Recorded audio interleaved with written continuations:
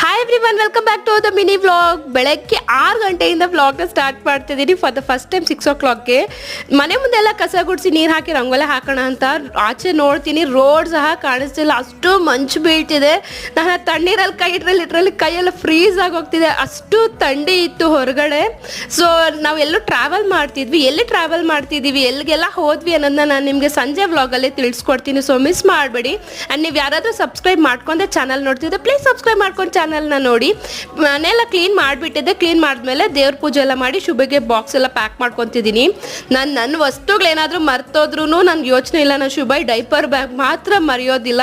ಶುಭ ಎಷ್ಟು ಇಂಪಾರ್ಟೆಂಟ್ ಅಲ್ಲಿ ಲಿಟ್ರಲಿ ಹೇಳಬೇಕಂದ್ರೆ ನಾವು ಡೈಪರ್ ಬ್ಯಾಗ್ ಅಷ್ಟು ಮುಖ್ಯ. ಅದರಲ್ಲಿ ಮೆಡಿಸಿನ್ಸಿಂದ ಹಿಡಿದು ಫುಡ್ ಅಂತ ಎಲ್ಲ ಇಟ್ಕೊಂಡಿರ್ತೀನಿ ಎಮರ್ಜೆನ್ಸಿಗೆ. ಸೊ ಸ್ಟಾರ್ಟ್ ಆದ್ವಿ. ಹಂಗೆ ಹೋಗ್ತಾ ಹೋಗ್ತಾ ನಮ್ಮ ಅಮ್ಮ ಅವ್ರನ್ನ ಪಿಕ್ ಮಾಡಿಕೊಂಡು ಹೋಗೋಣ ಅಂತ.